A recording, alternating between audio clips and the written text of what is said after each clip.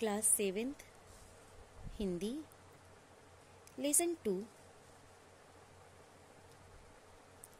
आज मैं आपको पढ़ाऊंगी सियाराम शरण गुप्त जी द्वारा लिखी गई कहानी काकी। कहते हैं माँ जीवन की अमूल्य निधि है।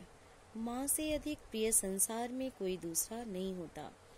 माँ के अभाव में बच्चों की क्या हालत होती है, प्रस्तुत कहानी में बच्चों के इसी दुख को व्यक्त किया गया है।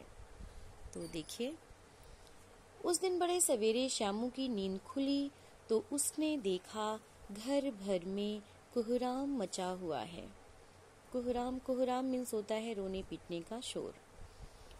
उसकी माँ नीचे से ऊपर तक एक कपड़ा ओढ़े हुए कंबल पर भूमि शयन कर रही है। भूमि शयन मीन्स होता है जमीन पर सोना। और घर के सब लोग उसे घेर कर बड़े करुण स्वर में विलाप कर रहे हैं। लोग जब उसकी माँ को शमशान ले जाने के लिए उठाने लगे तब श्यामू ने बड़ा उपद्रव मचाया। लोगों के हाथ से छूटकर वह माँ के ऊपर जा गिरा। बोला, काकी सो रही हैं, इसे इस तरह उठाकर कहाँ ले जा रहे हो? मैं इसे ना ले जाने दूंगा। लोगों ने बड़ी कठिनाई से उसे हटाया। काकी के अग्नि संस्कार में भी वह ना जा सका। एक दासी राम राम करके उसे घर पर ही संभाले रही। यद्यपि बुद्धिमान गुरुजनों ने उसे विश्वास दिलाया कि उसकी काकी उसके मामा के यहाँ गई है, परंतु यह बात उससे छिपी ना रह सकी कि काकी और कहीं नहीं ऊपर राम जी के यहाँ गई हैं।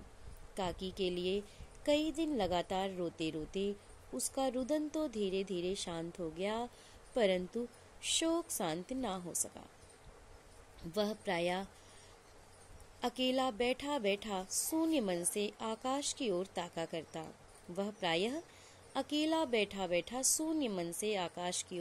करता। शून्य मन मीन्स होता है उदास मन से।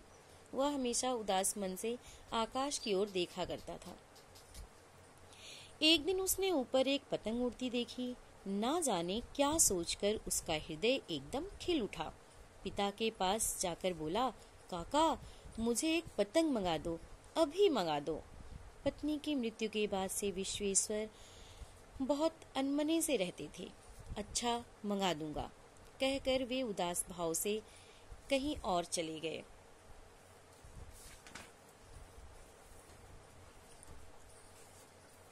श्यामू पतंग के लिए बहुत अधीर था। वह अपनी इच्छा को किसी तरह ना रोक सका। एक जगह खूंटी पर विश्वेश्वर का कोट टंगा था। इधर उधर देखकर उसके पास स्टूल सरका कर रखा और ऊपर चढ़कर कोट की जेबें टटोली। एक चवन्नी पाकर वह तुरंत वहां से भाग गया। सुखिया दासी का लड़का भोला श्यामू का साथी था। श्यामू ने उसे चवन्नी देकर कहा, चवन्नी मीन्स होता है 25 पैसा। अपनी जीजी से कहकर गुपचुप एक पतंग और डोर मंगा दो। देखो अकेले में लाना, कोई जान ना पाए। पतंग आई। एक अंधेरे घर में उसमें डोर बांधी जाने लगी। श्यामू ने धीरे से कहा, भोला किसी से ना कहो तो एक बात कहूँ। भोला ने सिर हिलाकर कहा, नहीं किसी से ना कहूंगा। आज बस इतना ही, आगे कल। आज आपका होमवर्क है लेसन 1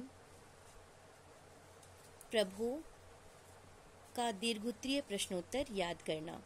थैंक यू।